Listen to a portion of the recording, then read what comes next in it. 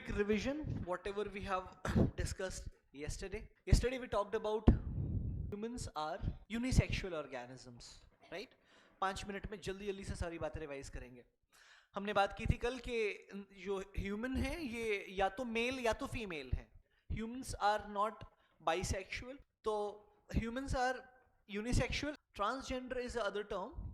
हर्माफ्रोडाइट्स वैसे transgender word use में लिया जाता है. ऐसे लोग आपको मिले हैं कभी चलते फिरते ट्रेन में जो आपसे ताली बजा बजा के पैसा मांगते हैं? These people actually are those organisms जिनको आप हिंदी में किन्नर कहते हैं.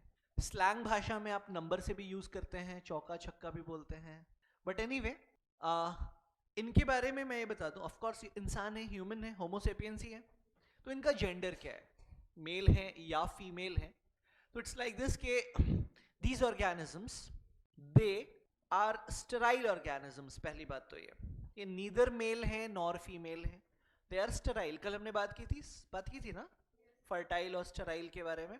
वी टॉक्ड अबाउट कि those organisms they do not have the ability of reproduction. They are called sterile या इनफर्टाइल. मेनोपॉज की बात जब हो रही थी तो वी टॉक्ड अबाउट कि फीमेल्स में एक सर्टेन एज के बाद क्या हो जाता है कि they lose the ability of fertility. So they are called sterile या they acquire sterility at a certain age. तो ये जो इंडिविजुअल्स है ना ये बाय बर्थ स्टेराइल होते हैं. ध्यान से समझ लीजिए प्लीज. या तो ये मेल पैदा होते हैं या तो ये फीमेल पैदा होते हैं with non functional reproductive organs. इनके पास या तो टेस्टिस होगा विच विल बी नॉन फंक्शनल, या तो ओवरीज होगा, even that would be non functional.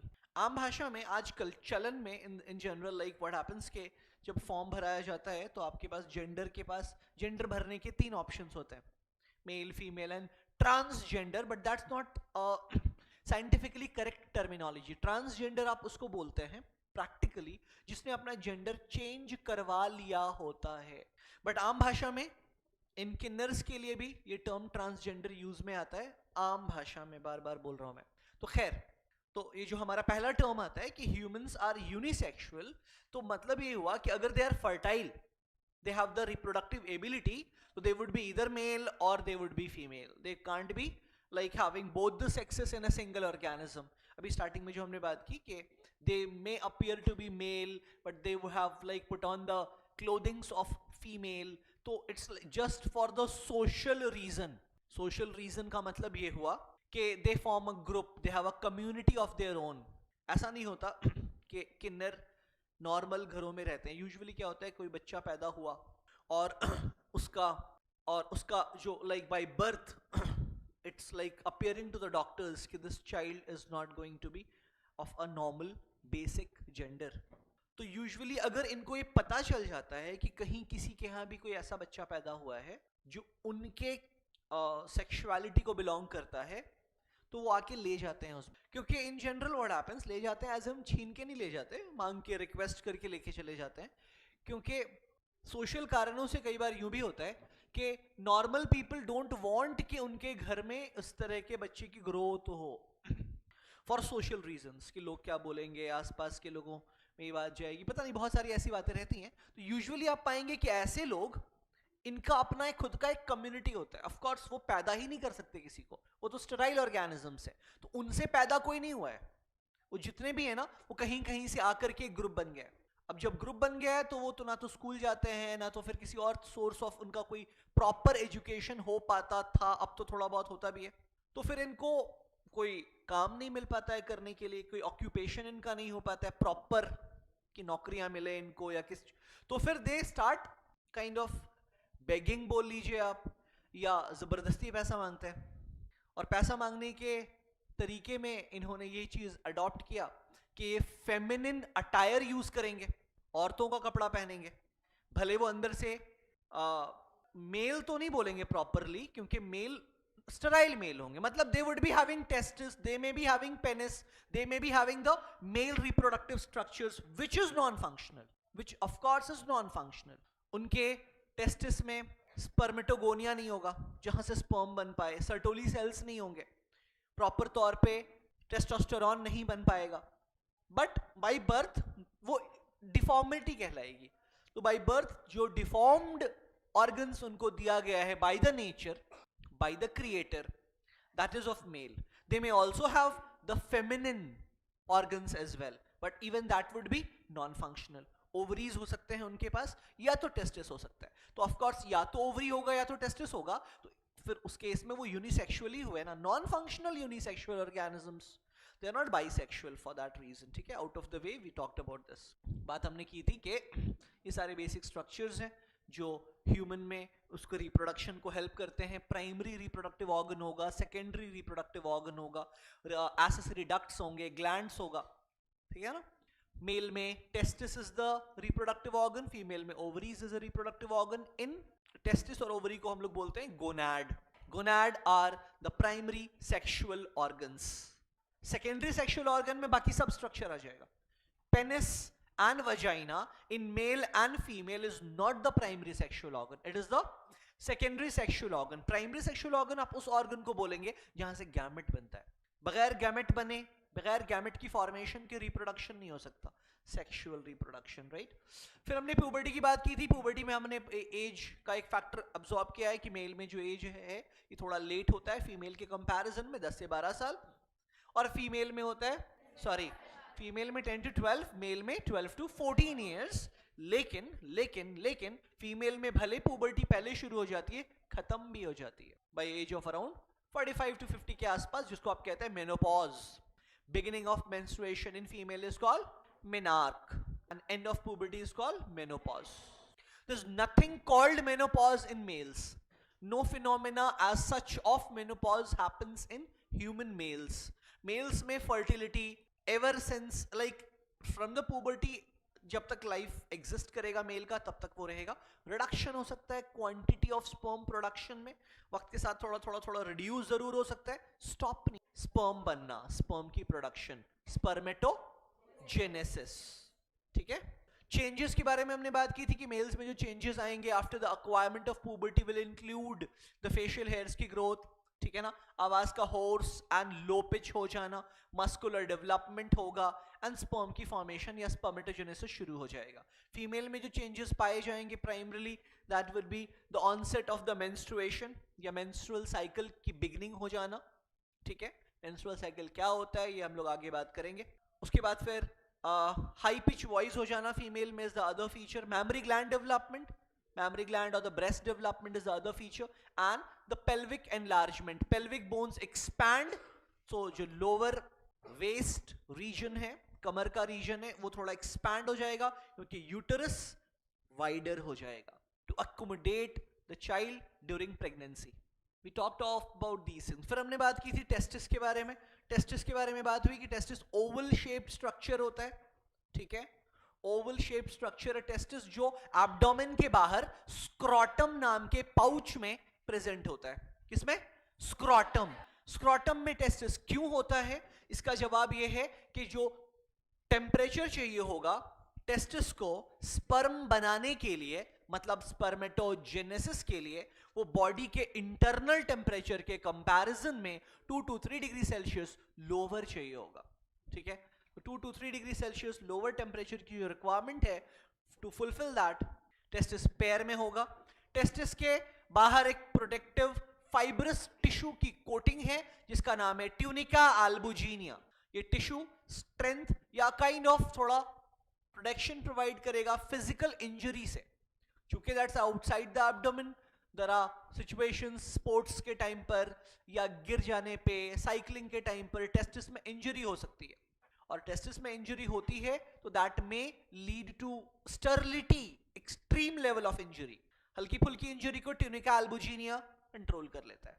Testis के अंदर बहुत सारे कंपार्टमेंट्स हैं. अराउंड कितने 250. मैं किसी से भी सवाल पूछूंगा तो आपको एक साथ जवाब नहीं देना है. 250 कंपार्टमेंट्स को हम लोग बोलते हैं टेस्टिकुलर लोब्यूल्स. ओके. तो टेस्टिकुलर लोब्यूल्स के अंदर प्रेजेंट होंगे highly coiled structures called seminiferous tubules. गिनती बताओ कितना? 1, 2 या 3? या तो 1 या तो 2 या तो 3. 1 से 3 के बीच में इनका नंबर हो सकता है. किसका? सेमिनिफेरस ट्यूब्यूल का. कहां? टेस्टिकुलर लोब्यूल्स के अंदर. इन सेमिनिफेरस ट्यूब्यूल्स के इंटरनल वॉल्स पे, अंदरूनी दीवार पे प्रेजेंट होंगे 2 तरह के cell. sperm producing cell called spermatogonia, also known as male germ cell, and the other cell found inside the wall, that's called Sertoli cell. That is called Sertoli cell. That is called Sertoli cell. Sertoli cell is responsible for the nutrition provision to the newly produced sperms, not germ cell. Newly produced sperms जो germ cell से बनेगा, male germ cell, तो उनको nutrition provide करने का role play करेंगे Sertoli cell. Outside this seminiferous tubule within the testicular lobule. मैंने बोला outside the seminiferous tubule but within the testicular lobule. Testis के अंदर कंपार्टमेंट्स है ना, कंपार्टमेंट के अंदर सेमिनिफेरस ट्यूब्यूल था, तो कंपार्टमेंट के अंदर जो सेमिनिफेरस ट्यूब्यूल है, तो सेमिनिफेरस ट्यूब्यूल के बाहर आएंगे तो कहां पहुंचे हम? कंपार्टमेंट में पहुंचे ना, टेस्टिकुलर लोब्यूल में पहुंचे ना. तो वहां पे जो सेल्स हैं उनको बोलते हैं Leydig cells, also known as interstitial cells, also known as interstitial cells. इनसे रिलीज होता है बच्चों एक हार्मोन जिसका नाम है टेस्टोस्टेरोन, मेल सेक्स हार्मोन. तो हमारे टेस्टिस से जो दो चीजें रिलीज होंगी, दैट इज अ गैमेट मतलब स्पर्म और टेस्टोस्टेरोन. फिर हमने डक्ट के बारे में बात की थी, 4 डक्ट थे. तो 4 टर्म्स थे बच्चों, रेटिटेस्टिस, वासा एफरेंशिया, एपिडिडामिस, वास डिफरेंस. ये कहां से निकलता है? सेमिनिफेरस ट्यूब्यूल से. सारे सेमिनिफेरस ट्यूब्यूल्स के रेटिटेस्टिस को लार्ज कंबाइन करके क्या बनते हैं?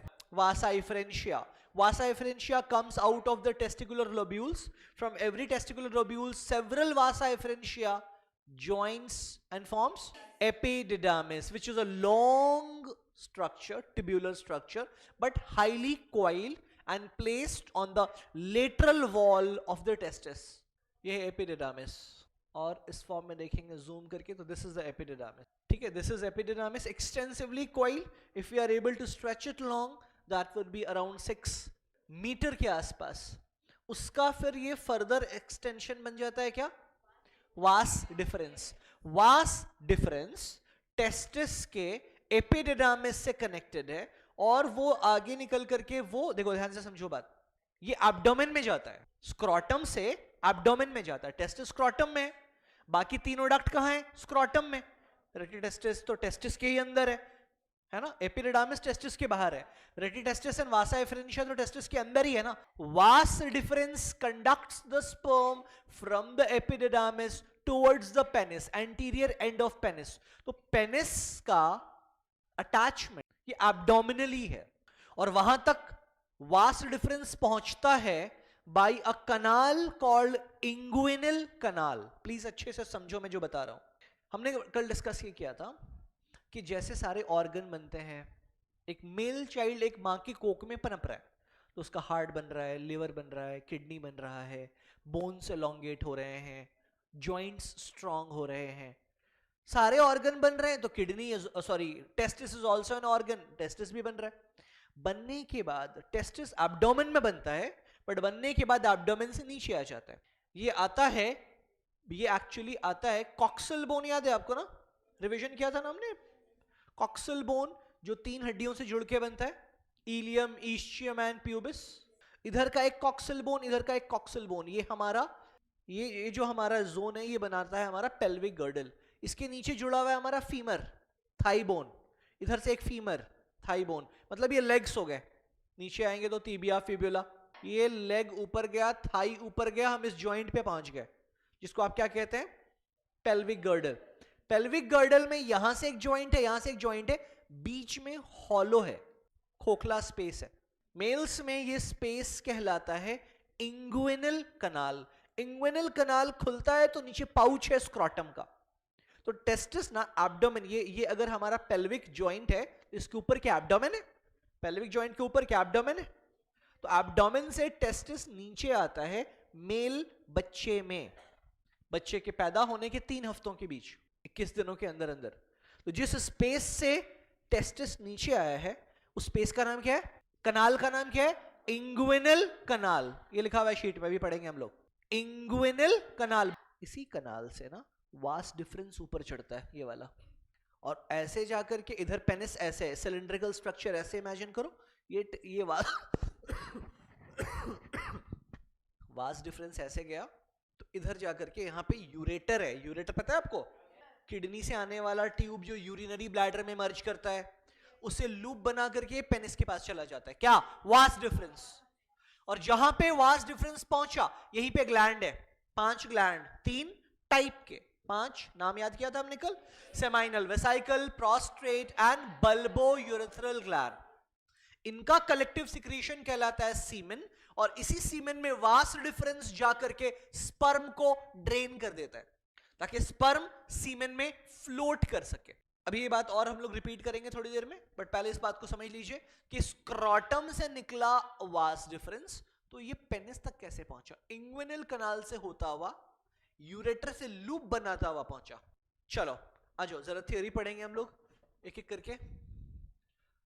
ये थियोरीज हमने पढ़ लिए थे। टेस्टिस के अंदर के 3 सेल्स, क्या क्या, स्पर्मेटोगोनिया, सर्टोली सेल और लेडिक सेल्स।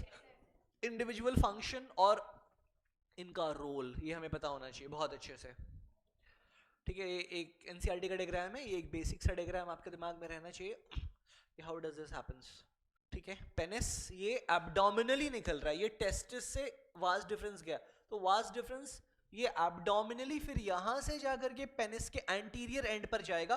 पेनिस के बीच में एक ट्यूब है जो यूरेथ्रा है, opening of urinary bladder is called urethra, उसी का एक्सटेंशन है पेनिस में। और penis is a organ in human male जहां से यूरिन भी बाहर आएगा और सीमेन भी बाहर आएगा। Semen which will be having the floating sperm, ठीक है।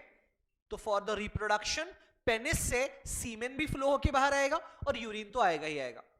तो मेल में ये कॉमन ट्यूब है यूरेथ्रा, फीमेल में अलग अलग ओपनिंग है, रिप्रोडक्टिव ओपनिंग अलग है और मिक्चुरेटरी ओपनिंग अलग है। यूरिन बाहर आने की ओपनिंग फीमेल्स में सेपरेट है और गैमेट ट्रांसफर की ओपनिंग फीमेल में सेपरेट है। मेल में वी हैव कॉमन ओपनिंग। ये बातें आगे और क्लियर होंगी, डोंट वरी, अभी बहुत डिटेल में आपको पढ़ना है सब कुछ। एपिडिडामिस के बारे में बात यह है कि it is a long tube of about 6 metre which is highly coiled and remains attached to the side of the testis, lateral side of testis पे रहता है ये। It serves as a duct for the passage of sperm from testis to vas deferens। sperm जो testis में बना था, rete testis वासा efferentia से carry होता हुआ आया है एपिडिडामिस में। एपिडिडामिस के फंक्शन पे अगर बात की जाएगी तो आपका जवाब होगा ये स्पर्म को स्टोर करके रखता है इजैकुलेशन से पहले पहले तक। प्रायर मतलब बिफोर, इजैकुलेशन का मतलब होगा expulsion of the semen out of the sperm. Semen का पेनिस से फोर्सफुली बाहर निकलना इज कॉल्ड इजैकुलेशन। प्रेशर के साथ कोई भी फ्लूइड का discharge is called ejaculation. Pipe से भी जैसे पानी अगर बहुत फोर्सफुली निकल रहा है ना, दैट्स कॉल्ड इजैकुलेशन। तो semen comes out of the penis by a forceful mechanism, तो उस मैकेनिज्म का नाम है इजैकुलेशन। सिंपल भाषा में यूं समझ लीजिए कि सीमेन जब पेनिस से बाहर निकलता है दैट्स कॉल्ड इजैकुलेशन। तो हमारा ये लास्ट लाइन कहता है कि what is the function of, तो फंक्शन ऑफ एपिडिडामिस क्या होगा, storage of sperm for maturity, ठीक है। इजैकुलेशन से पहले पहले तक कुछ दिनों तक ना स्पर्म वहां से निकलने के बाद कहां से, सेमिनिफेरस ट्यूब्यूल से एपिडिडामिस में स्टोर रहता है। ये एपिडिडामिस का हाईलाइटेड डायग्राम दिख रहा है आपको। वास डिफरेंस क्या होता है, वास डिफरेंस, ये एपिडिडामिस खुलता है into the thick muscular tube known as vas deferens. ये 30 to 35 सेंटीमीटर लॉन्ग है। It comes out of scrotum through the inguinal canal. कौन सा कनाल, INGUINAL, इंग्विनल कनाल। ये तो लिखा हुआ है आपकी शीट पे सारा टर्म, रेटिटेस्टिस, वासा एफरेंशिया, एपिडिडामिस, वास डिफरेंस। ये तो तीनों पॉइंट्स आपकी शीट के हैं ना, एसेसरी डक्ट सिस्टम वाले, हूबहू आउटसाइड द बॉडी। इसमें कोई डाउट है किसी को, डक्ट कैसे कैसे जुड़ा हुआ है ये हमें सीक्वेंशियली याद है। सबसे पतला रेटिटेस्टिस, उससे थोड़ा थिक वासा एफरेंशिया और thick epididymis and muscular tube called vas deferens. वो थिक होते होते एकदम मस्कुलर हो चुका है, जो सबसे बड़ा और सबसे थिक ट्यूब है। उसके बाद हमने ग्लैंड्स के बारे में बात की थी कल। We talked about the gland. ये 3 ग्लैंड हैं, 3 टाइप के ग्लैंड हैं, जिसमें साइज आप डायग्राम में देखते हैं तो सबसे बड़ा है इसमें सेमाइनल वेसाइकल, ठीक है। पेयर में है, आपको एनसीईआरटी बुक में भी दिखाई देगा। इन ग्लैंड्स के सिक्रीशन पे ध्यान दीजिएगा। कलेक्टिव सिक्रीशन तो सीमेन है, बट एक एक करके पॉइंट बाय पॉइंट पढ़ेंगे जरा। सबसे पहले प्रोस्टेट के बारे में मेंशन किया हुआ है, प्रोस्टेट को पढ़ेंगे जरा। प्रोस्टेट सिंगल है, मतलब एक ग्लैंड है, जोड़ा में नहीं है वो। It produce a milky secretion which forms a considerable part of semen. Screen पे पढ़ें या तो शीट पे पढ़ें, ताकि आप ये वर्ड्स अब्सॉर्ब करते चले। मैं सिर्फ ट्रांसलेशन नहीं कर रहा हूं, आपको याद करना होगा, आपको ये अपनी तरफ से करना पड़ेगा, इसमें मेरा एफर्ट नहीं हो सकता। कि प्रोस्टेट ग्लैंड से क्या क्या सिक्रीट होगा। देखो पहली बात तो है कि 3 ग्लैंड है, एक पेयर में है, यहाँ पे क्या है, उसको क्या बोलते हैं, ऐसे करके फैला हुआ है, सेमाइनल वेसाइकल। यहाँ गोल सा एक प्रोस्टेट, और नीचे छोटा छोटा 2 अगेन पेयर में, उसको बोलते हैं काउपर्स ग्लैंड या बल्बो यूरेथ्रल ग्लैंड। सबसे पहले सेमाइनल वेसाइकल, उसके बाद प्रोस्टेट, आर नहीं लगा हुआ, प्रोस्ट्रेट नहीं है, प्रोस्टेट। उसके बाद बल्बो यूरेथ्रल, इसमें आर लगा हुआ है क्या, ये गलत है, फिर ये रॉन्ग है, आर नहीं लगा रहेगा। बुक में देख लो स्पेलिंग, बुक में देखो, what is that, prostate, prostrate नहीं होगा, that R should not have been there, वो स्पेलिंग एरर है। चलो ध्यान से पढ़िएगा जरा, प्रोस्टेट ग्लैंड से आने वाले सिक्रीशंस को। It produces milky secretion which forms considerable part of semen. ध्यान से पढ़ेंगे, पीवाईक्यू है नीट का। It contains citric acid, lipid and enzymes. Secretions of the prostate gland nourishes and activates the spermatozoa to swim. What is spermatozoa? Baby sperm is called spermatozoa. अभी जो sperm mature नहीं हुआ है पूरा, sperm mature मतलब छोटा छोटा sperm है अभी, एकदम small sperm, they are called spermatozoa. Seminal vesicle ये पेयर में होता है. It secrete mucus and watery alkaline fluid that contains fructose, which provides energy to the sperm. Fructose is a glucose, right? Bulbourethral gland is the third type of gland, also known as Cowper's gland. ये भी pair में होगा. It secretes mucus that lubricates the penis during the act of copulation. Copulation का मतलब होता है intercourse. Intercourse का मतलब होता है mating. Mating का मतलब होता है copulation. Copulation का मतलब होता है इंटरकोर्स, इंटरकोर्स का मतलब होता है मेटिंग, मेटिंग का मतलब होता है कॉप्यूलेशन. मतलब ये तीनों टर्म सेम मीनिंग के हैं. What does it mean actually, ये वर्ड आगे आने वाला है बहुत बार चैप्टर में, अभी समझ लीजिए. Copulation actually refers to a physical process by which the male gametes gets transferred into the female reproductive tract. Copulation, C-O-P-U-L-A-T-I-O-N, copulation ये बायोलॉजिकल वर्ड है. इंटरकोर्स ये कॉमन इंग्लिश वर्ड है. मेटिंग ये जेनेटिक वर्ड है. ठीक है, meaning सबका same है. मीनिंग ये है, कॉप्यूलेशन का मतलब होगा कि the process by which the male gamete मतलब स्पर्म, ह्यूमन की बात कर रहे हैं हम लोग, तो male gamete is sperm. The process by which the male gamete gets transferred into the female reproductive tract, that process is called copulation. Layman terminology में, आम भाषा में अगर बात करते हैं, बट एकदम layman terminology में copulation का मतलब होगा the process of insertion of penis into the vagina so that the male gamete gets transferred into the female's reproductive tract. Male gamete mobile होते हैं. मोबाइल मतलब मूवेबल होते हैं. मोबाइल मतलब क्या होता है, चलता फिरता. ठीक है, जिनमें मूवमेंट की एबिलिटी होती है. फीमेल गैमेट्स स्टैटिक होते हैं, ठहरे होते हैं, अपनी जगह से हिलते भी नहीं है.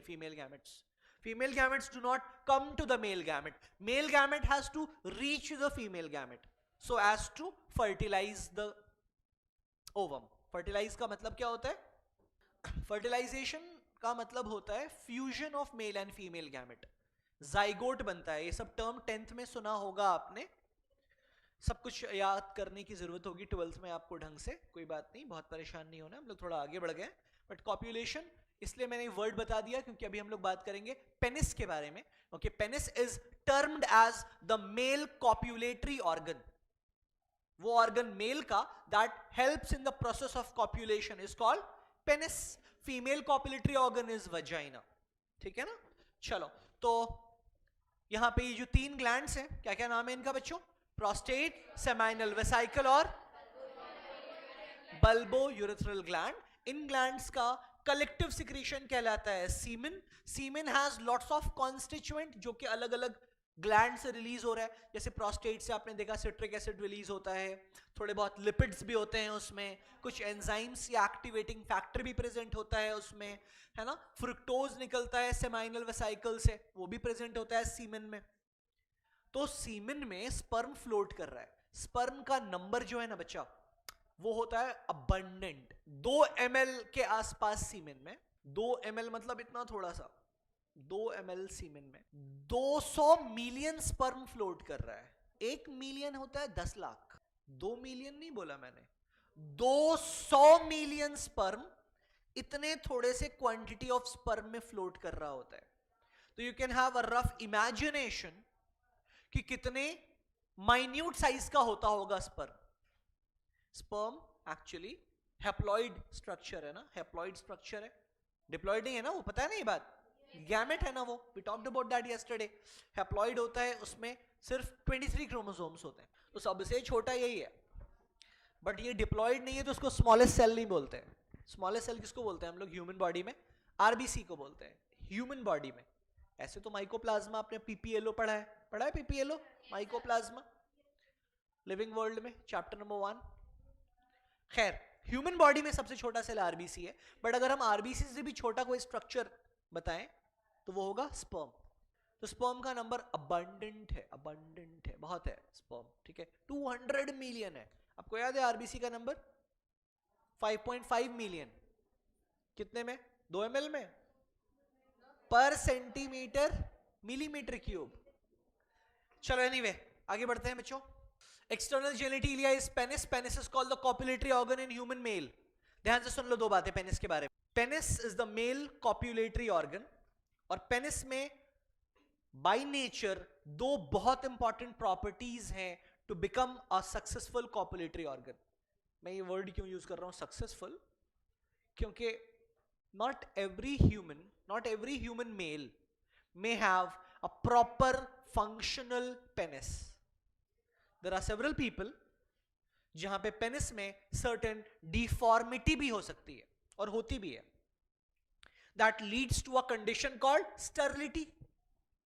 अगला चैप्टर जब आप पढ़ेंगे ना, चैप्टर नंबर 3 नए एनसीईआरटी बुक से, उस चैप्टर का नाम है रिप्रोडक्टिव हेल्थ. उस चैप्टर में आप बात करते हैं मेजरली इस बारे में कि रिप्रोडक्शन से रिलेटेड जो दिक्कतें होती हैं, शादी के कई साल भी चाइल्ड नहीं हो पाता है बहुत से कपल्स को, या टेस्ट ट्यूब बेबी की जरूरत क्यों पड़ती है, बच्चे के डेवलपमेंट के और भी अलग अलग साइंटिफिक तरीके क्यों अपनाने पड़ते हैं, उन सारी बातों का जवाब हमें वहां मिलता है. फिलहाल हम लोग बात ये कर रहे हैं कि पेनिस को नेचर ने 2 प्रॉपर्टी दी है. एक प्रॉपर्टी ये है कि पेनिस जिस मसल से बना है, मस्कुलर स्ट्रक्चर है पेनिस, पेनिस जिस मसल से बना है, ये मसल अलग मसल है जो हमारे बॉडी के बाकी ऑर्गन में नहीं है. इसको आप बोलते हैं एरेक्टाइल टिश्यूज से बना हुआ मसल है. ये कहलाएगा तो मसल ही, बट ये बना हुआ है कौन से टिश्यू से? एरेक्टाइल टिश्यू से. एरेक्टाइल टिश्यू से बना हुआ है, जिसके अंदर ये प्रॉपर्टी होती है कि ड्यूरिंग सेक्सुअल एक्साइटमेंट ये टिश्यूज एक्सपैंड कर जाते हैं, जिसकी वजह से ओवरऑल पेनिस में एनलार्जमेंट होता है. पेनिस अपने साइज से काफी एनलार्ज हो जाता है जब male undergoes a phenomena of sexual excitement. Sexual excitement के लिए हॉर्मोन्स रिलीज होते हैं, टेस्टोस्टेरोन, हेवीली, एड्रेनलिन का रोल होता है बॉडी में, हार्ट बीट बढ़ जाता है सेक्सुअल एक्साइटमेंट के टाइम, मेल हो या फीमेल हो, ईदर ऑफ द केसेस में. दूसरा प्रॉपर्टी ये होगा, अभी डिटेल में बात करेंगे अच्छे से इस चैप्टर में ना, आपको हर बात बहुत ढंग से समझनी है. तो बात हम लोग ये कर रहे थे कि 2 प्रॉपर्टी है. एक प्रॉपर्टी मैंने बोला कि एरेक्टाइल टिश्यू का बना हुआ है, दूसरी प्रॉपर्टी की हाईली वैस्कुलर है पेनिस. इसका मतलब ये हुआ कि पेनिस में ना ब्लड वेसल्स बहुत ज्यादा है बाकी ऑर्गन्स के कंपैरिजन में. वैस्कुलैरिटी मतलब होता है richly supplied with blood vessels, arteries, veins और कैपिलरीज ना बहुत ज्यादा है पेनिस में. तो अब इससे क्या फर्क पड़ता है या क्या एडवांटेज क्या है इसको, इससे मेल को इससे 2 एडवांटेज है. मतलब दोनों पॉइंट का कलेक्टिव एडवांटेज ये होगा कि ड्यूरिंग सेक्सुअल एक्साइटमेंट जब बॉडी में हॉर्मोन्स बढ़ेंगे तो इन हॉर्मोन्स का आउटकम ये होगा कि हार्ट बीट बढ़ा देगा।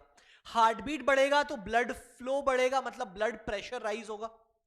तो ब्लड का जब फ्लो बढ़ेगा तो ब्लड बहुत ज्यादा क्वांटिटी में बॉडी के सारे ऑर्गन में जाएगा, पेनिस में भी जाएगा। पेनिस में ब्लड वेसल बहुत ज्यादा है in comparison to other organs, highly vascular होता है पेनिस। तो सारे ब्लड वेसल में जब ब्लड प्रेशर से फ्लो करेगा और इरेक्टाइल टिश्यू भी एक्सपैंड कर रहे हैं, तो पेनिस का जो शेप है ना वो चेंज हो जाएगा। कब? During the sexual excitement.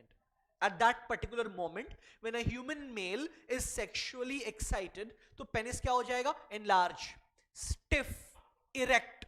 और अगर ऐसा नहीं होगा, stiff मतलब hard, अगर ऐसा नहीं हो पाता है किसी मेल में तो copulation नहीं हो पाएगा उस पेनिस से। If a penis is not stiff, erect, hard, that penis will not be able to copulate, that penis will not penetrate the vagina। और वजाइना में अगर पेनिस नहीं एंटर हो पाएगा तो गैमेट ट्रांसफर नहीं हो पाएगा, और गैमेट ट्रांसफर नहीं हो पाएगा तो फर्टिलाइजेशन नहीं होगा, और अगर फर्टिलाइजेशन नहीं होगा तो प्रेगनेंसी नहीं होगी।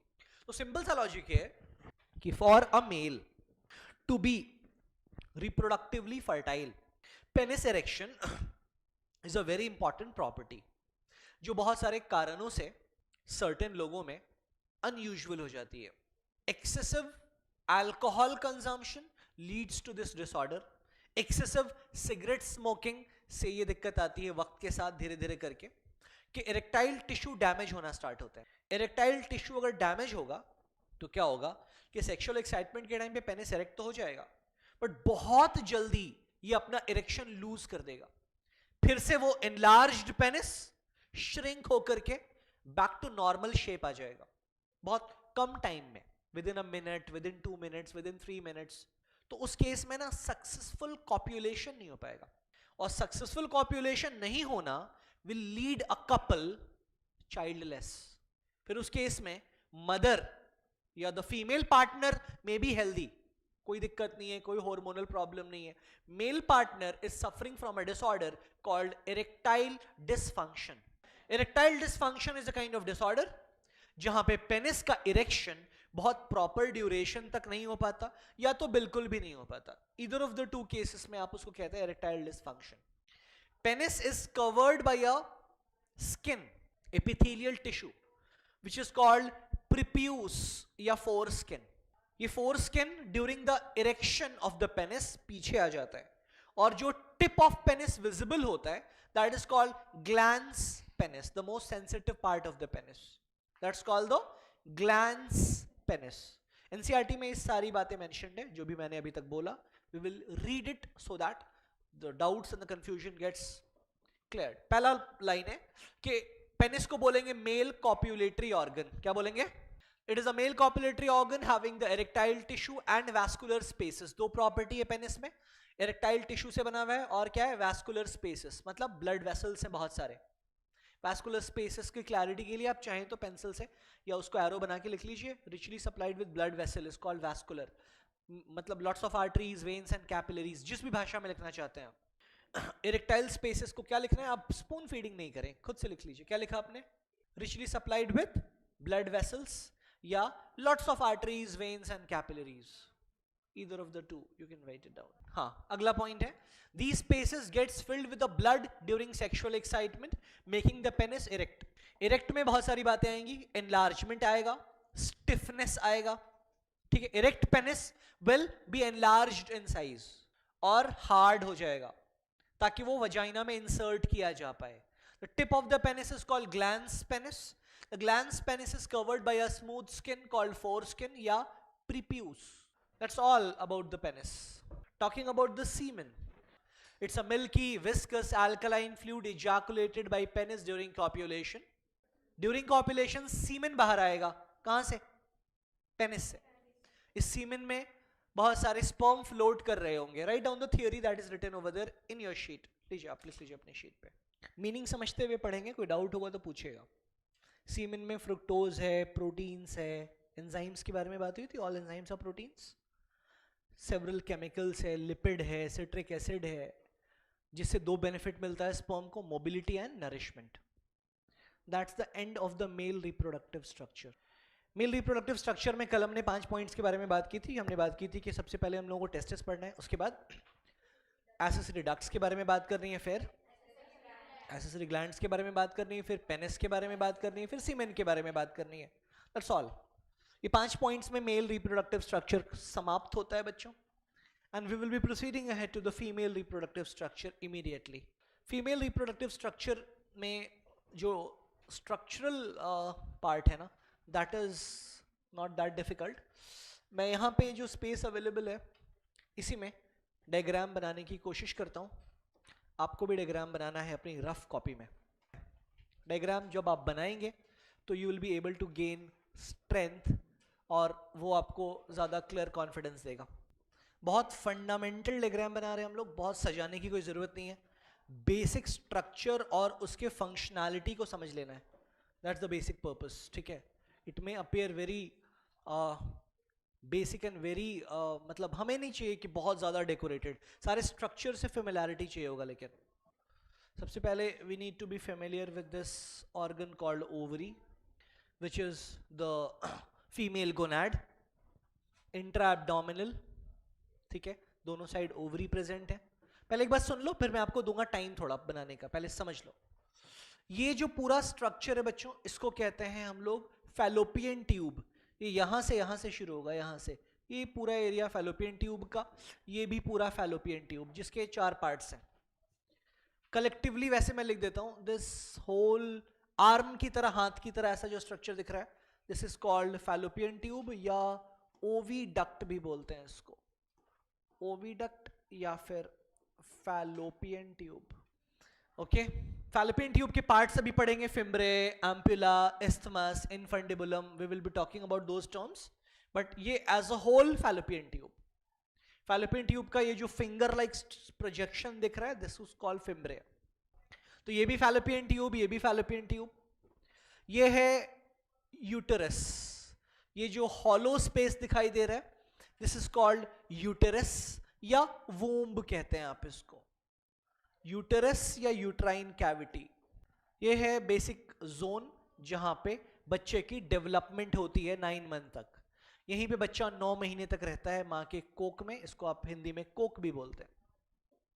ठीक है ना, ये दीवार है, ये वॉल है यूट्रस का। इसके वॉल की 3 परत हैं। सबसे बाहर वाले लेयर को बच्चों बोलते हैं हम लोग पेरीमेट्रियम, पेरीमेट्रियम। बीच वाले लेयर को बोलते हैं मायोमेट्रियम, और ऑफ कोर्स अंदर सबसे इनर मोस्ट लेयर को कहते हैं endometrium. Endometrium, perimetrium, myometrium, endometrium, ये 3 लेयर्स हैं यूटेरस के वॉल्स के। ये एरिया कहलाएगा प्लासेंटा, जहां से बच्चे को न्यूट्रिशन प्रोवाइड होगा, यहां से अम्बिलिकल कॉर्ड डेवलप होगा। ये सारी बातें आगे आएंगी जब बच्चा डेवलप होना चालू होगा, ये सारी बातें करेंगे हम लोग। फंडामेंटल डायग्राम में इतना आपको पता होना चाहिए, फैलोपियन ट्यूब, बीच में यूटेरस। ठीक है, यूटेरस के नीचे का ये जो जोन है ना, this is called cervical canal, ये सर्विक्स है, and this opening of course is vagina. Copulatory organ of female, the vagina, cervical canal, cervix, uterus. दीवार of uterus is made up of 3 layers, perimetrium, myometrium, endometrium. ठीक है, ये वो zone है जहां से गैमेट की देखो, गैमेट यहां बनेगा ऑफ कोर्स, यहां कहां, यूटेरस में, सॉरी ओवरी में। ओवरी में बनने के बाद ये बाहर आएगा और ये फिंगर लाइक स्ट्रक्चर से उसको ग्रैब करेगा, फिर ये यहां से होता हुआ यहां तक पहुंचेगा। यहां पे प्रेजेंट रहेगा ओवम, फीमेल गैमेट। जब पेनिस इंसर्ट होगा वजाइना में तो सीमेन यहां ड्रेन हो जाएगा, इस एरिया में ज्यादा से ज्यादा।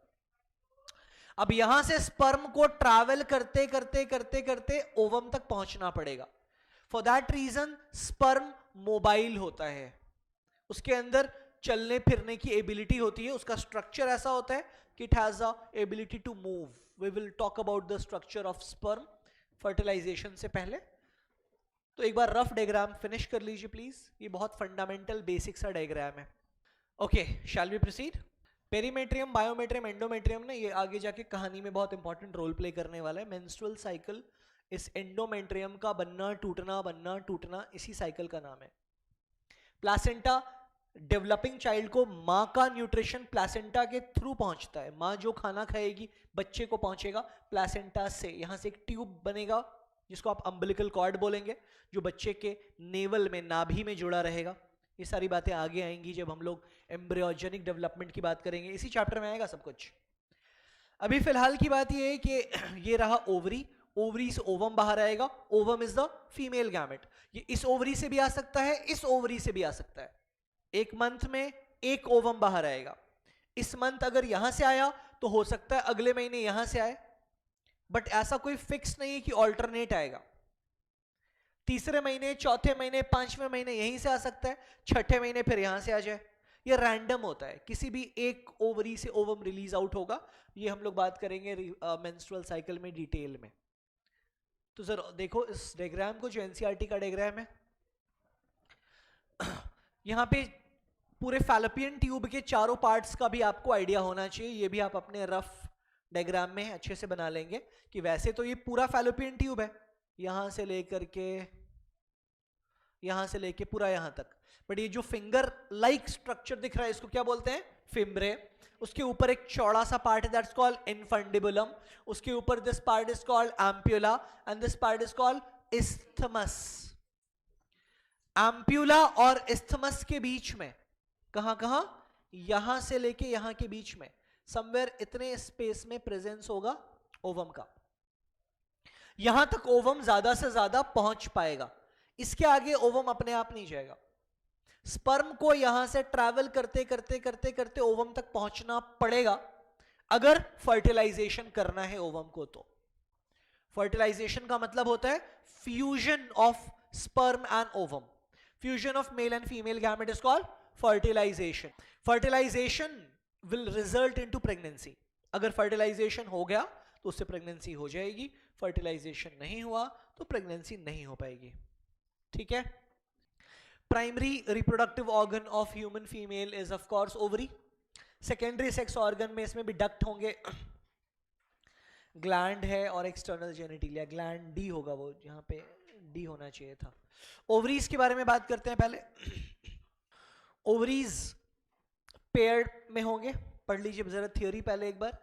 They are a pair of oval shaped female gonad which lies in abdomen. In contrast to male gonad, जो स्क्रॉटम में होता है, एब्डोमेन में होता है फीमेल गोनाड, मतलब एब्डोमेन इधर ही होता है। मेल गोनाड बनता भी एब्डोमेन में, लेकिन वो डिसेंड डाउन करके स्क्रॉटम में चला जाता है ना। Each ovary is composed of ovarian follicles. Her ovary में बहुत सारे क्या होंगे? फॉलिकल्स होंगे। कैसा होगा फॉलिकल जरा बताओ मैं आपको रफली। अगर तो मान लीजिए कि ये एक ओवरी है, इसके अंदर ना छोटे छोटे बहुत सारे फॉलिकल की प्रेजेंस होगी। इस तरह के स्ट्रक्चर्स होंगे गोल गोल। अगर आपने क्लास 11th में मियोसिस अच्छे से पढ़ा था तो मियोसिस में आपने ये पढ़ा था कि मियोसिस को आप रिडक्शनल डिवीजन बोलते हैं। मियोसिस में डिप्लॉइड सेल से हैप्लॉइड सेल्स बन जाते हैं। मियोसिस 1 को आपने प्रोफेज, फिर prophase, metaphase, anaphase and telophase में पढ़ा था, जहां पे प्रोफेज 1, मेटाफेज 1, एनाफेज 1, टेलोफेज 1 के फॉर्म में पढ़ा था। प्रोफेज 1 के 5 स्टेप्स थे कि मियोसिस होता है एक्चुअली गोनाड्स में, तभी तो गोनाड से हैप्लॉइड सेल्स बनते हैं। जहां माइटोसिस होगा वहां डिप्लॉइड से डिप्लॉइड सेल्स बनेंगे ना, हाथ पैर कटेगा, नया स्किन बनेगा, तो वहां माइटोसिस होगा।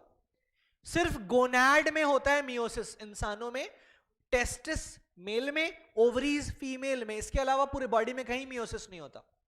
तो इन सेल्स में मियोसिस होता है। फीमेल्स में जब गैमेटोजेनेसिस होता है, मतलब ओवम बनने का प्रोसेस होता है, तो ये प्रोसेस ना एम्ब्रियोनिक स्टेज में शुरू हो जाता है। जब एक बच्ची अपने मां के कोक में डेवलप हो रही होती है तो उसी टाइम पर उसके ओवरी में मियोसिस स्टार्ट हो जाता है, और ये मियोसिस प्रोफेज 1 में डिप्लोटीन में आकर के पॉज हो जाता है, रुक जाता है। उसके बाद बच्ची पैदा होती है, मां की कोख से बाहर आती है, बच्ची बड़ी होना शुरू होती है, पुबर्टी अक्वायर करती है। तो जब एक फीमेल चाइल्ड का बर्थ हो जाएगा तो बच्ची पैदा होने से लेकर के 10 से 12 साल की उम्र के बाद पुबर्टी एक्वायर करेगी। तो बर्थ से लेकर के पुबर्टी तक ये जो ओवेरियन सेल्स है ना, ये डेवलप होते होते होते होते चेंजेस आएंगे इनके अंदर। बट मियोसिस तब शुरू होगा ना, पॉज हुआ मियोसिस, जीरो से शुरू नहीं होगा। इन सारे सेल्स का एक स्टेज है कि प्रोफेज 1 में आकर के रुका हुआ है। अब यहां से ये आगे बढ़ेगा और उसके बाद ये मैच्योर होके ओवम बनेगा, हैप्लॉइड। ये कॉम्प्लिकेटेड बात है, बहुत सिंपल बात नहीं है। इस पे हम लोग आधा घंटा से ज्यादा टाइम लगाएंगे जब हम लोग oogenesis के बारे में पढ़ेंगे। तो spermatogenesis is the formation of sperm in human male and oogenesis is the formation of ovum in human female. तो oogenesis is a very complicated topic actually इस चैप्टर का।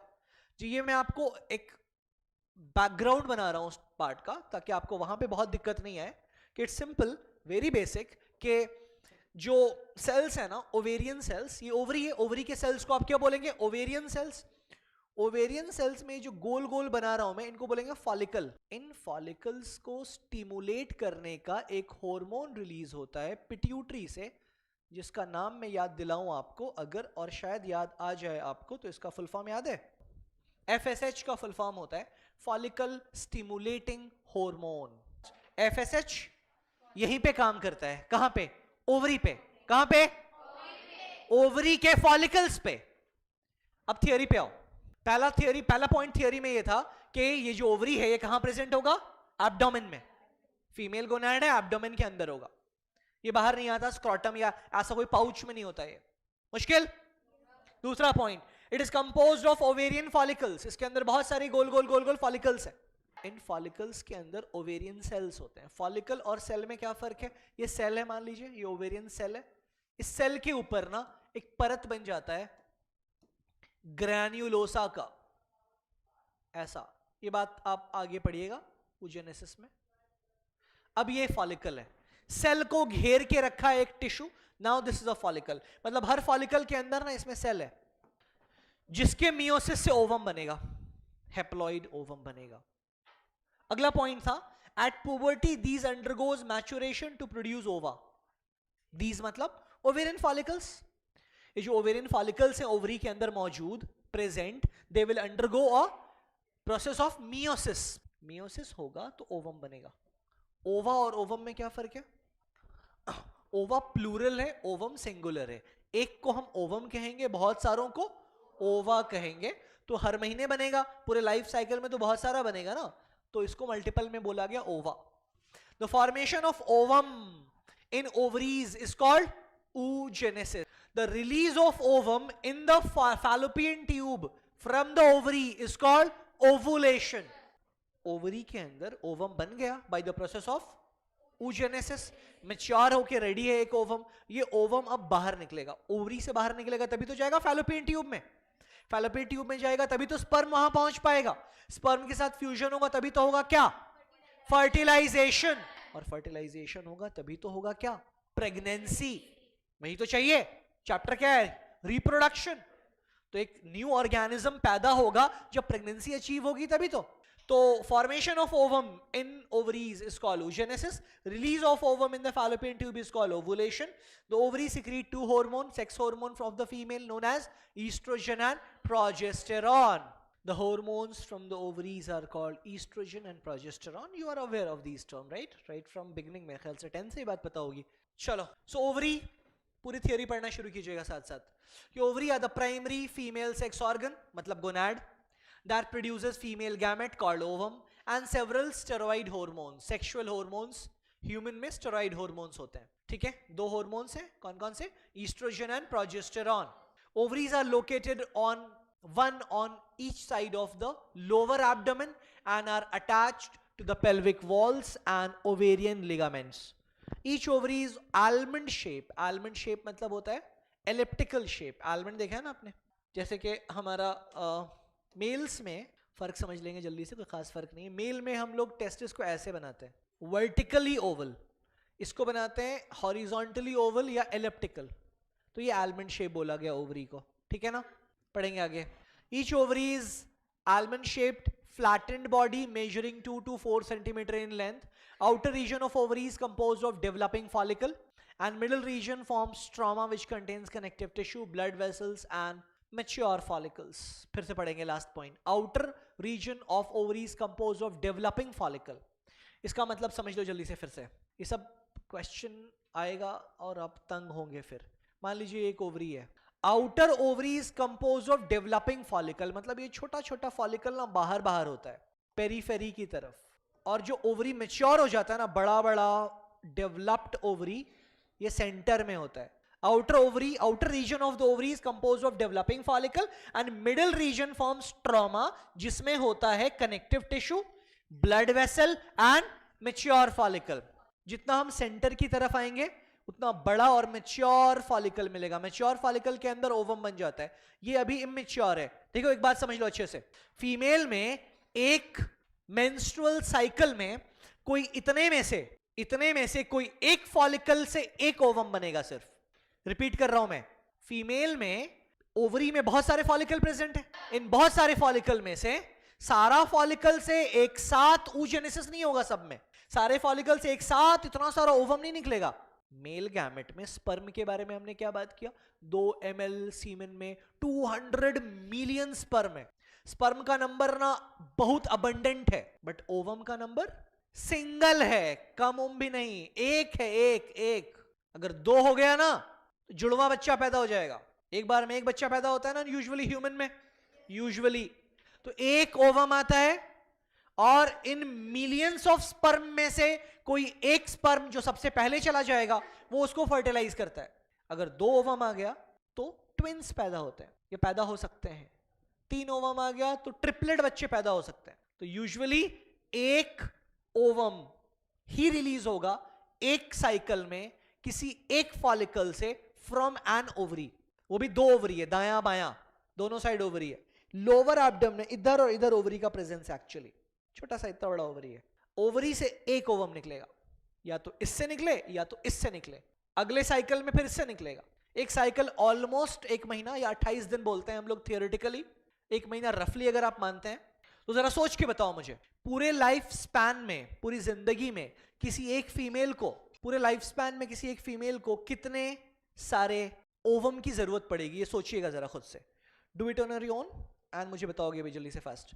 You can plan and do let me know accordingly. Just do the calculations from the menarche to menopause. हमने बात ये किया कि menarche का as क्या है? 10 से 12. अब 10 ही ले लो, हम लोग ज्यादा से ज्यादा वैल्यू पे जा रहे हैं ना. 10 साल में किसी फीमेल में मेनार्क स्टार्ट, मतलब पुबर्टी अक्वायर हो गया, मेनार्क हो गया. 10 साल में पुबर्टी शुरू हो गया फीमेल में, 50 में खत्म हो गया मान लो, अपर एंड ले लेते हैं. तो 50 में खत्म हुआ तो कितने साल तक फीमेल वॉज रिप्रोडक्टिव? बोलो 40 इयर्स तक. ये 40 साल थे उस फीमेल के लाइफ स्पैन में. साल में कितना महीना? 12.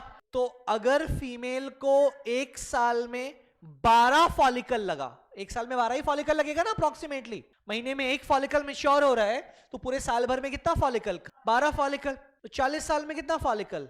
480 फॉलिकल. 480 फॉलिकल से ज्यादा फॉलिकल का नहीं ना रिक्वायरमेंट होगा, जबकि तकरीबन 60,000 फॉलिकल प्रेजेंट होता है ईच ओवरी में. ये बात आगे आएगा oogenesis में, कल की क्लास में ये सारी चीजें आएंगी. अभी मोटी मोटी बात समझ लीजिए आप कि एक ओवरी में कितने फॉलिकल? अराउंड 60,000. बट नीड पड़ रहा है दोनों ओवरी मिला करके पूरे लाइफ में. एक साल में 12 से ज्यादा फॉलिकल नहीं यूज आ रहा है. मेंस्ट्रुअल साइकिल जब हम लोग सीख लेंगे ना कल, तो it will become more easy for you to understand and grab. Don't worry. तो ओवरऑल इट्स लाइक दिस के ये फॉलिकल बहुत सारा है. बीच बीच में मैच्योर फॉलिकल है, बड़ा बड़ा फॉलिकल है, साइड साइड में डेवलपिंग फॉलिकल है, और इसमें क्या क्या भरा हुआ है? और ब्लड वेसल और कनेक्टिव टिश्यू. तो ये हमारा लास्ट वाला पॉइंट दोबारा पढ़ेंगे.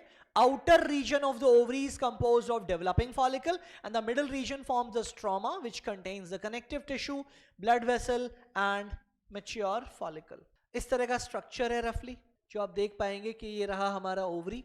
ओवरी से ये फिम्ब्रे जाकर के अटैच हो जाएगा, हट भी जाएगा, अटैच होगा हट जाएगा, ऐसा फिक्स नहीं रहेगा. ये जब ओवुलेशन होने वाला होगा तो ये अटैच हो जाएगा ताकि ओवम निकले और ओवम को ये ग्रैब कर ले, पकड़ ले, और ओवम लेकर के ये फिर अंदर आए. अंदर आए मतलब फिम्ब्रे के बाद कौन सा स्ट्रक्चर आता है? इनफंडिबुलम. इनफंडिबुलम के बाद एम्प्यूला. एम्प्यूला के बाद isthmus. This is the fimbriae, this is the infundibulum, this is the end this is the, ये वाला पार्ट क्या कहलाएगा? इस्थमस, ठीक है ना? तो ओवरी के ट्रैवलिंग की बात कर रहे हैं, ओवम की ट्रैवलिंग की बात कर रहे हैं, तो ये ओवरी से निकलेगा, फिम्ब्रे उसको ग्रैब करेगा, फिम्ब्रे उसको लेके अंदर अपने अंदर लेके आएगा, तो कहां पहुंचेगा वो? इनफंडिबुलम में। इनफंडिबुलम से और ऊपर चढ़ेगा तो कहां पहुंचेगा वो? एम्प्यूला में। एम्प्यूला से आगे बढ़ेगा तो कहां पहुंचेगा? एम्प्यूला और इस्थमस के बीच में वो ठहर जाएगा, ठीक है, रफली समवेयर हियर। देखो यहाँ पे दिख रहा है आपको, फर्टिलाइजेशन यहाँ हो रहा है, जहां तक वो पहुंच पाएगा स्पर्म, लेकिन पूरा ट्रैवल कर सकता है जहां भी उसको ओवम मिल जाए। ये बात आगे की जाएगी डिटेल में, डोंट वरी। ये यूट्रस है, ये ओरिजिनल इंटरनल फोटोग्राफ है, यूटेरस है। इधर लेफ्ट और राइट साइड के ओवरीज दिख रहे हैं। मैं आपको हेल्प कर दूं, आपको लगेगा तो क्या दिख रहा है, कुछ समझ में ही नहीं आ रहा है। ये ऐसा है कि कैमरा है बॉडी के अंदर डाला हुआ, और female is lying down on the surgical table, ठीक है ना? सिजेरियन डिलीवरी के टाइम का ये इमेज होगा। She is lying down on the surgical table, legs हैं ऐसे उधर वॉल की तरफ, ठीक है, सर है ऊपर और हेड है उधर। ये समझ आ रहा है आपको? और जो इमेज है ना वो ये यूट्रस है, यूट्रस में पियर शेप यूट्रस है, तो इसका बोर्ड के साइड जाओगे तो नैरो और नैरो और नैरो होता चला जाएगा।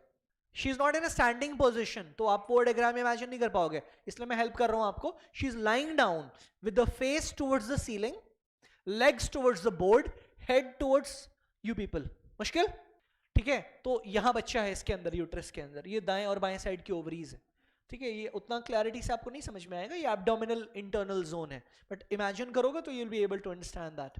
ये सब एडिपोज है, ये सब फैट टिश्यूज दिख रहा है आपको, ये सब स्मूथ मसल्स हैं outside the uterus, abdominal zone के। फैलोपियन ट्यूब के बारे में बात ये है कि these are two small tubes जिसका लेंथ है अबाउट 10 to 12 सेंटीमीटर, ठीक है। दाएं बाएं साइड होता है ओवरी के, one end lies near the ovary, the other end opens into the uterus. Meaning समझ आ गया इसका? एक एंड इसका फिम्ब्रे वाला एंड ओवरी के पास है, और ये दूसरा वाला छोर यूट्रस में खुलता है जाकर के सीधा, है ना। दूसरा point, the part is isthmus, ampulla, infundibulum and fimbre. The site of fertilization is isthmus ampulla junction. Fertilisation मतलब स्पर्म और ओवम के मीट करने का जो लोकेशन है वो फैलोपियन ट्यूब में कहां पर है? एस्थमस और एम्प्यूला के जंक्शन पे। यूटेरस जिसको आप कहते हैं वूम्ब, ये मां का कोक है जहां बच्चे की डेवलपमेंट होती है। पियर शेप है, पियर शेप मतलब नाशपाती होता है, मतलब कि ऊपर से ब्रॉड नीचे से नैरो, जो डायग्राम आपने बनाया था। पियर shape muscular chamber, it is the site of implantation and development of embryo. Implantation क्या होता है ये बात आगे सीखिएगा, 2 दिन में सीखिएगा। सिंपल भाषा में मैं बता दूं, फर्टिलाइजेशन होता है फैलोपियन ट्यूब में, और उसके बाद क्या बन जाता है फर्टिलाइजेशन के बाद? जाइगोट। जाइगोट डिवाइड करके बनता है मॉर्यूला, मॉर्यूला डिवाइड करके बनता है ब्लास्टोला या ब्लास्टोसिस्ट, वो डेवलप करके बनता है गैस्ट्रोला। ये सारे टर्म्स आगे आप सीखेंगे। तो ये जैसे जैसे साइज बड़ा होता चला जाता है वैसे वैसे जैसे कि यहाँ जाइगोट बना, 2 सेल बना, 4 बना, 8 बना, 16 बना, फिर ये फैलोपियन ट्यूब से बढ़ता यूटेरस की दीवार में जाकर के गड़ जाता है, गथ जाता है। इस प्रोसेस को बोलते हैं इम्प्लांटेशन। इम्प्लांटेशन जब होगा तो इम्प्लांटेशन के बाद ही एम्ब्रियोनिक डेवलपमेंट होगा। इसके बाद 9 मंथ तक बच्चा यही यूट्रस में डेवलप होता चला जाएगा। तो यही पे लाइन लिखा हुआ था जो अभी हमने पढ़ा कि it is a site for implantation and development of embryo. It मतलब यूटेरस, यूटेरस की बात हो रही है ना। The lower part is very narrow, जिसको आप सर्विक्स बोलते हैं। Cavity of cervix is called cervical canal which forms birth canal along with vagina. ये बात इंपॉर्टेंट है, समझ लीजिएगा अच्छे से, दोबारा पढ़िएगा। Lower part of this uterus is called cervix, अभी डायग्राम में लेबल किया था हमने, ठीक है ना। The cavity of cervix is called cervical canal, जो रास्ता है खाली स्पेस है उसको सर्वाइकल कनाल बोलते हैं। उसके नीचे क्या होता है? वजाइना। तो cervical canal plus vagina is equal to birth canal. Natural delivery अगर होती है, ये बातें आगे आएंगी, बहुत डिटेल में ये चैप्टर पढ़ना है आपको, डिलीवरी के टाइप्स पढ़ेंगे आप। अगर नेचुरल डिलीवरी होती है तो जो बच्चा यहां डेवलप हो रहा है वो यहीं से बाहर आता है, मतलब वजाइना के थ्रू बच्चा बाहर आता है नॉर्मल डिलीवरी में। नेचुरल मतलब नॉर्मल डिलीवरी। अगर नॉर्मल डिलीवरी नहीं हो पाती है, जिसको आप कहते हैं सिजेरियन डिलीवरी, या आम भाषा में आप कहते हैं बच्चा बड़ा ऑपरेशन से पैदा हुआ है, उस केस में आप यूटरस को कट करके बच्चे को बाहर निकालते हैं, यहीं से बाहर ऐसे। वरना नेचुरल मैकेनिज्म में the child is delivered through the vaginal opening outside the body. तो for that reason cervical canal plus vagina together is known as birth canal. Birth hormone पता है? Oxytocin. Oxytocin is the birth hormone. बच्चे के development में, बच्चे के birth के लिए जो hormone responsible, that's called oxytocin. वो इंश्योर करता है कि during the last stage of pregnancy ये सारे मसल्स बहुत एक्सपैंड हो जाते हैं। वरना यूजुअली किसी को सोचने से लग सकता है कि बच्चा वजाइना से बाहर कैसे आ सकता है? Vagina is such a small opening, cervical canal is such a narrow opening. Child 24 centimetre का ठीक ठाक थिकनेस का न्यूली बॉर्न चाइल्ड इतना ही बड़ा होगा, लेकिन फिर भी एक ठीक ठाक बल्क है। तो यहां पे ना मसल्स बहुत एक्सपैंड होंगे ऑक्सीटोसिन की मदद से, that would lead to the birth of the child through the cervical canal and the vagina. For that reason cervical canal and vagina collectively is known as birth canal. But there are certain adverse condition जहां पे ऐसा करना संभव नहीं होता। कैसा करना? Normal delivery कराना संभव नहीं होता, वजाइना से बच्चा बाहर नहीं आ पाता। वो सारी बातें आगे आएंगी कि क्या कारण होता है, बट अगर ऐसे कारण होंगे तो ये गायनोकोलॉजिस्ट, तो doctor, she will decide and accordingly उस केस में सिजेरियन डिलीवरी की जरूरत पड़ेगी कि यूट्रस को काट के बच्चे को बाहर निकाला जाएगा, फिर टांका लगा दिया जाएगा। वॉल ऑफ यूट्रस में 3 लेयर है, पेरीमेट्रियम सबसे बाहर वाला, बीच वाला मायोमेट्रियम, सबसे अंदर वाला endometrium. The 3 layers of the walls of the uterus are perimetrium, endometrium and myometrium. Perimetrium outer protective layer है, myometrium muscular layer है। During parturition, during birth इसका बहुत बड़ा रोल है। endometrium का हमेशा रोल है, प्रेगनेंसी हो नहीं हो, पूरे menstrual cycle की रेगुलेशन में इसका रोल है endometrium का। ठीक है ना? बाकी बातें हम लोग कल करेंगे further. Basic female reproductive structure यहां खत्म होता है। Mammary gland and external genitalia we will be discussing tomorrow, but basic structure यहाँ पे finish होता है। but अभी बहुत slow जा रहे हैं। अभी हम लोगों ने चैप्टर का एक हिस्सा पढ़ा है, एक सिंगल पार्ट पढ़ा है, mail and female reproductive structure सिर्फ पढ़ा है। अभी गैमेटोजेनेसिस आएगा, फर्टिलाइजेशन आएगा, एम्ब्रियोनिक डेवलपमेंट आएगा, पार्चुरेशन आएगा, लैक्टेशन आएगा। तो ये अभी काफी सारा पार्ट बाकी है चैप्टर का, बट जितना पार्ट हो गया है इसको आपको अच्छे से थोड़ा रिवाइज करना है। चलो, thank you everyone, we shall meet tomorrow.